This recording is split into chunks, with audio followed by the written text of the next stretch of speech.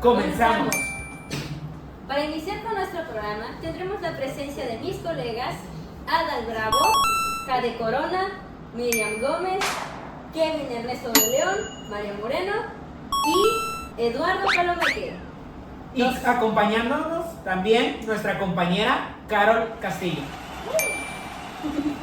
Docentes en formación en la Escuela Normal Experimental La Enseñanza e Ignacio Manuel Altamirano. El día de hoy hablaremos sobre la obra de Henry Giroux, Teoría y Resistencia en Educación. Esta es una obra fundamental en el campo de la pedagogía crítica. En este libro, Giroux explora cómo la educación puede ser un medio para la emancipación y la resistencia contra las estructuras opresoras. En este libro tomamos como punto inicial la pedagogía crítica como una poderosa herramienta para la transformación educativa y social. En este caso, ¿cómo define Giroux el concepto de la pedagogía crítica y la importancia en la educación? Pues hay que comenzar más que nada por el gran autor Paulo Freire, quien revolucionó esta pedagogía crítica y lo hemos visto muy enmarcado ahorita en nuestro proceso como docentes de formación. Sí, bueno, ante todo, de verdad que para mí es un honor estar acá con ustedes, con mentes muy inteligentes. Van a haber opiniones muy divididas, es verdad, pero yo creo que todos tenemos la capacidad para lograr entender cada opinión de nosotros, ¿no? Pero bueno, yo creo que al final esto es como algo crítico hacia la enseñanza, ese proceso de enseñanza-aprendizaje que hoy en día la nueva escuela mexicana está marcando mucho, ¿no? Claro. Entonces, pues es más la conciencia crítica sobre tu realidad social en la que vives, más que nada, ¿no? Pero ¿cómo es que nosotros lo estamos viendo hasta ahorita, hasta este punto de ser normalistas de universidad, ¿no? Aquí hay una frase de Freud que creo que se toma mucho en cuenta, que dice: del error en error se conoce la verdad. Desgraciadamente ya pasaron hasta casi 200 años. Un claro ejemplo que encontramos de la pedagogía crítica es desde la misma Constitución y la misma distintas leyes en la cual la expresión se hace mención hasta en estos años y ya no en los tiempos de antes. Desde 1824 ya se empieza solo la palabra expresión, pero como tal definirlo o describirlo no. Hace mucho tiempo y a pesar de eso apenas hoy en México estamos viviendo esa transmodernidad, ¿no? De poder cambiar la pedagogía acá de nosotros, desde primaria o incluso desde preescolar, ¿no? Yo considero de verdad que ese pensamiento crítico que remarca mucho este autor en los niños es algo que tiene que no solo partir desde universidad, ¿no?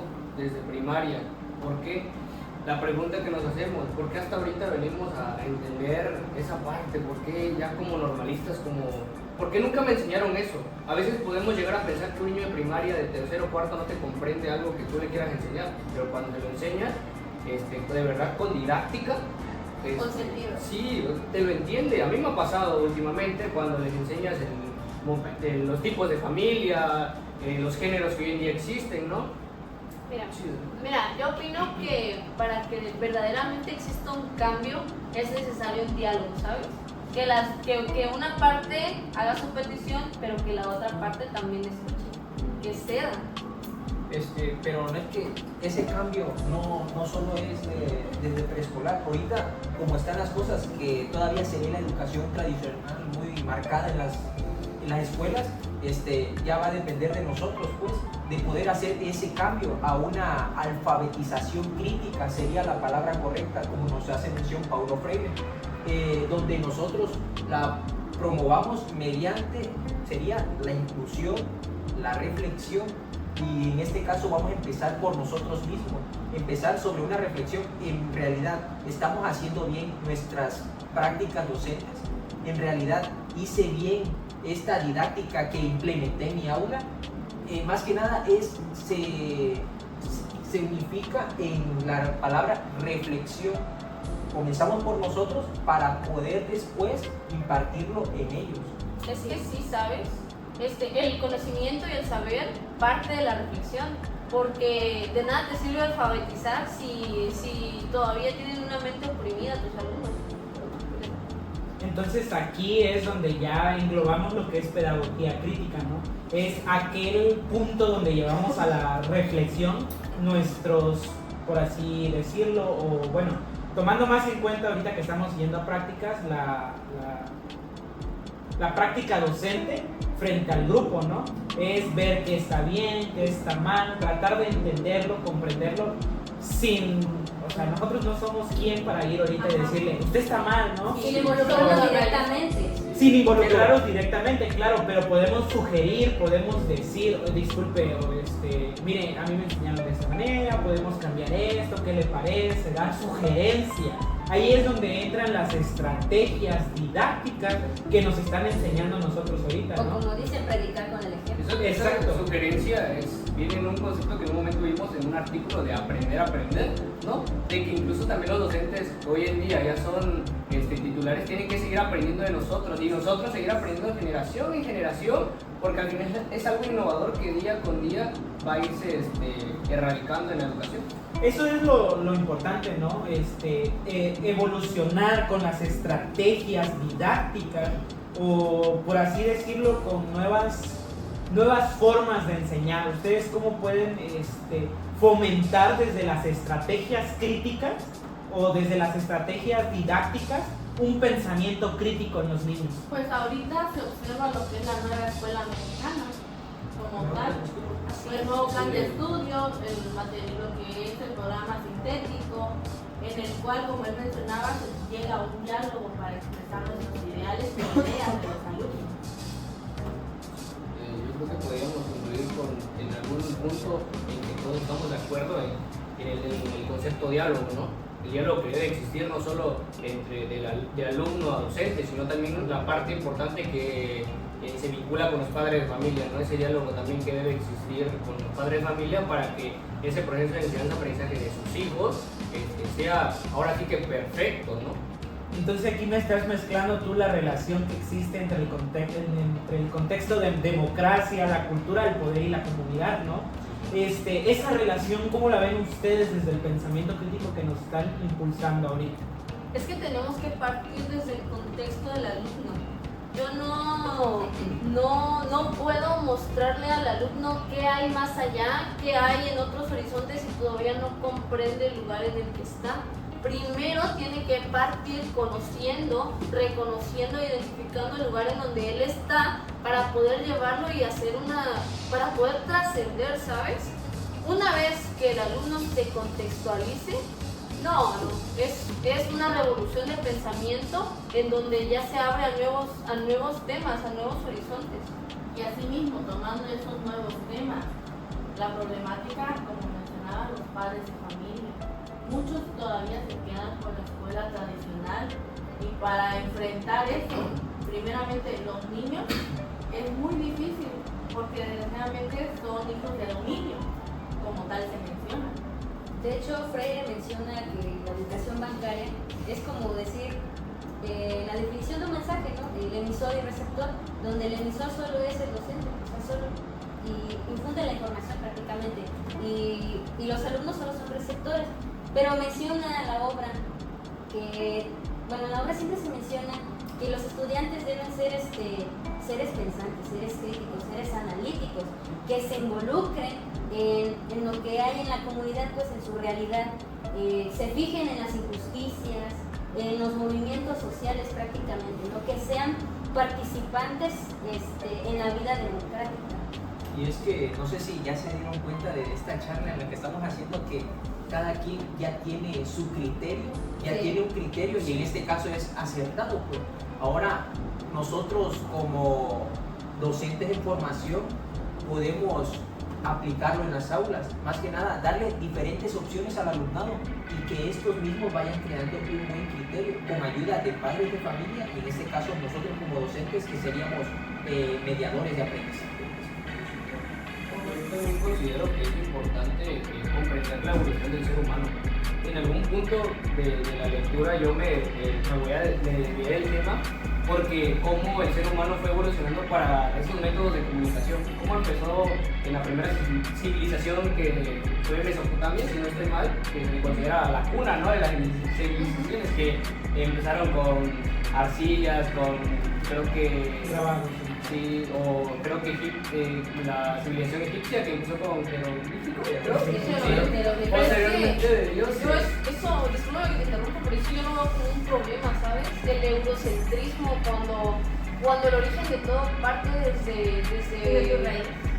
No, es que es muy diferente el eurocentrismo cuando partimos de Europa, de que allá fue la primera civilización, que allá todo, pues si no, quizás en ese momento ya había civilizaciones aquí, pero aún no eran descubiertas. Y eso les quita crédito a otras culturas que también han hecho grandes escalas en la historia y en la ciencia, solo porque alguien no los descubrió a tiempo. Sí, no, yo me refería más a la evolución del ser humano de comunicarse. Ah, bueno, Porque ahí sí. posteriormente sigue el papel y la tinta, de ahí viene la era digital, que ya fue para nosotros más fácil para mandar un mensaje por correo. Y hoy en día ya no se trata de esa parte de alfabetización, ya no se trata de solo enseñar a leer y escribir, sino también de comprender lo que estás escribiendo y de lo que estás leyendo y de lo que vas a redactar, ¿no? Darle un sentido. Sí, claro. Sentido crítico. Con lo que menciona Jare del pensamiento eurocentrista, me trae a la mente la pregunta que tú hacías, ¿no? De la escuela, el poder y ¿qué? La cultura. Porque crecimos con un pensamiento que se puede decir colonizado, en el que lo que decía el gobierno, vamos a enseñar que tal cosa pues sucedió de esta manera, y así de esa manera fuimos creciendo. Nunca nos preguntamos ¿mande? Una historia. Nunca nos preguntamos pues cómo sucedió eso. O sea, Europa conquistó México y así lo celebramos como la conquista de América. Nunca fue como de la colonización de... La invasión y la muerte de No. nuestra raíz, ponle. Pero es que ella lo dijo, porque el gobierno nos dice qué aprender y qué enseñar. Pero- ¿sabes? Nadie por cuenta propia, apenas desde la NEM con la territorialidad y la contextualización es donde tú partes de qué puedes Entonces agradecemos a la enseñar, NEM por esta nueva Pues pedagogía. gracias, que No alabar a la Alabados NEM, por la sino... La manera en cómo nos liberan como futuros docentes o docentes de poder. Sí, se podría decir. O sea, no te liberan, mira, te tienen aquí del cuello Exacto. con una correa, no te liberan, pero te sueltan tantito. Haz de cuenta que- Haz de cuenta que te sueltan tantito ahí para que te sientas Es como... como cuando paseas un cachorro, ¿no? Que estás aprendiendo a que se quede al lado tuyo. Adiestrarlo. Ajá, adiestrarlo, ¿no? De Y es le que- das, le sueltas, pero lo sigues jalando porque no se puede ir de ti. Es irónico. Así es como nos puede decir que la política y la cultura que nos han impartido a nosotros es verdaderamente algo que no parte desde nuestra idea, desde nuestro pensamiento crítico. No es lo que sino- nos vienen a implementar. Exacto, Pero es que de- mira, así es y ahí así se como ahí mencionó se la da. compañera, el neurocentrismo. Sí, en un momento, si tú vas a Europa o Asia y dices, te preguntan por México, ¿qué te dicen? Tacos, mariachis, ¿no? Ajá. Sí, Tacos, entonces, rosa. pero ¿de dónde originamos nosotros? Si tú le preguntas, ¿y de dónde origen los tacos o los mariachis? Te van a decir un concepto que ni nosotros conocíamos. Es lo mismo cuando nosotros queremos decir, que Europa, que es un país grandísimo, Finlandia o Pero es que mira, cultura de China, ¿no? todo parte del pensamiento. Mira, un ejemplo es Freire. ¿Cómo Freire, teniendo un pensamiento tan expansivo, por así decirlo, cómo terminó? Preso. ¿Por qué? Terminó preso porque fue acusado de traición. Pero eso es lo que provoca una mente libre, ¿sabes? Provoca miedo. Sí, es verdad. Provoca En toda opresión. época hay una necesidad de ser liberado. Entonces ahí es donde viene. Bueno, entonces aquí es donde se involucra, ¿no? En la obra se menciona que, pues obviamente, la comunidad educativa debe trabajar juntos, o sea, debemos de trabajar juntos para construir una sociedad más justa y equitativa. Pero ¿por qué las instituciones educativas se consideran como espacios de resistencia, como se menciona en la teoría de la lucha de clases? Bueno, aquí algo que remarca y como muchos mencionan lo que es la religión como tal sería la respuesta, pero ¿por qué? Por la misma cultura que se ha tenido, por lo que mencionó la compañera de que nos conquistamos. Entonces, como tal, y una vez se Las les- imposiciones. Ajá, las imposiciones en la religión, y esa es una de las grandes problemáticas. ¿Cómo se llama eso? hemos leído. Aquí Por la Pues sí. necesidad de romper esa barrera entre lo que nos conviene aprender y lo que no nos conviene aprender, porque hay cosas que nos quieren imponer que a veces no las necesitamos realmente. Y la escuela sí es un espacio de transformación, la escuela es un campo en donde tú puedes transformar tu futuro, el pensamiento, la sociedad. Yo creo que por eso siempre el gobierno le ha tenido miedo a los movimientos estudiantiles, por eso el gobierno no nos apoya como en otros países. Por lo mismo, por eso siempre han tenido pleitos los docentes y el gobierno. ¿Por qué? Porque los docentes luchan por sus ideales, defienden los ideales, los derechos del pueblo. Eso es lo que al gobierno no le conviene. Y no les estoy hablando del gobierno, una figura política, sino el gobierno que está bajo el telón, ¿sabes? El gobierno que se mueve entre las sombras. Eso es Creando pantallas de humo. Ese es el lado tirándole al gobierno, pero ahora, ¿cuántas personas del magisterio han caído en ese abismo de estamos en el gobierno o no vamos a la Comodismo. Conformismo, Comodismo, porque bueno, claro. nosotros ahorita lo pensamos de esta manera, pero hay personas que dicen, no, pues de esta manera estamos bien, yo como que enseño y ellos como que aprenden, ahí pagan y no, Y ahí, ¿no? No, y déjate las personas que piensan que está bien y mal, imagínate las personas que nunca se llegan a enterar, a los horizontes donde no llegamos. Sí, como hoy en día ven un problema esto de las becas, ¿no? Para mí fue algo que si tú vas y le entrevistas a un padre de familia, que yo en mi primaria lo hice, habían pues, lo mismo que acá, opiniones divididas. Había quienes decían, no, pues muy bien porque da acceso a la educación a muchos que no tenían, y hay quienes decían, no, porque están haciendo flojos a los padres de familia, ¿sí? Pero creo que esta educación está tratando de abrir sus pensamientos y darle acceso y educación e información a todos, ¿no? O de que ellos mismos van designando, es que la beca se lo merecen los promedios más altos. Yo siempre estuve ahí. Solitos se clasifican, ¿sabes? Sin necesidad de que hagan distinciones. Pero, ¿por qué volvemos a esta idea, no? Volvemos a esta idea por la educación que recibieron nuestros padres. Solo aquel que tiene poder logra estar en la cima. Nunca se creó, la lectura lo dice, ¿no? Las instituciones nos están educando a obreros, más no a aquellos que ejercen arriba del obrero. Eso es lo que nos decía la lectura al final, ¿no? De lo que pudimos leer, es que solo obreros está creando la educación de hoy en día, ¿no? Y Voltaire en su tiempo, en el siglo XVIII, también pudo remarcar esto, donde la religión y la monarquía eran quienes nos gobernaban y solo nos gobernaban para servirle. Y volvemos a retomar el primer punto, ¿no? Desde donde partimos todos. Esa historia siempre se repite, ¿no? Paulo Freire, ¿no? Volvió, ¿por qué? Porque lo político, de salir de la monarquía nos volvimos a lo político. ¿Por qué? Porque nos volvieron a meter de ese hoyo donde hubo un lapso, digamos que fue un sube y baja, ¿no? Nos sacan de un hoyo. Salimos de un hoyo para caer en el otro. Así es lo mismo, y para mañana seremos nosotros de quizás. Y para mañana nosotros seremos los opresores de otros liberadores que piensan que nuestras ideas están mal. Pero pues este pensamiento ya queda más en nosotros, el querer cambiar. En el criterio de cada quien. Esta Como plática está como echada. decimos al final de un chisme, ¿no? Ya cada quien. Ya cada quien. ¿No? Pero ya en nuestro pensamiento es más de a ti te toca el cambio. Sí. A ti te toca ser un oprimido liberador, más no un oprimido liberado. No, te toca ser el oprimido liberador para liberar a otros. Ser abierto. Porque nunca nos van a poder liberar a nosotros y por ahorita, ¿no? Pero, siempre hay un pero. Tú Claro. no puedes liberar a otras personas, ¿sí? Sí. Tú no estás liberado. Sí, es Exacto. como Libérate acá. tú primero. Para que podamos entender la opinión de cada uno de nosotros, tenemos nosotros primero ser abiertos y entendernos a nosotros mismos, ¿sí? No molestarnos porque él dijo una cosa que yo no estoy de acuerdo, ¿no? Así como mencionó la compañera. La compañera. Ya me cayó mal esta niña, ya. Vamos a dar hasta café, ya termina el podcast, por favor, hasta aquí. Querido público y queridos colegas, hemos llegado al final de nuestro programa. No sin antes agradecerles por aceptar esta invitación al programa. Y sin decir, ¿Cuándo nos mandas Cada otra? pues cada quien. ¿Cuándo nos manda otra invitación? Espero que este tema se haya analizado, o sea, hayamos dándole algo a entender a nuestro querido público, ¿no? Que sea de utilidad, que sea de análisis, de reflexión, tanto para nosotros en nuestra vida académica como en las prácticas. Queridos normalistas, queridos colegas, querido público en general, muchas gracias. Esto ha sido ¡Normalistas al aire!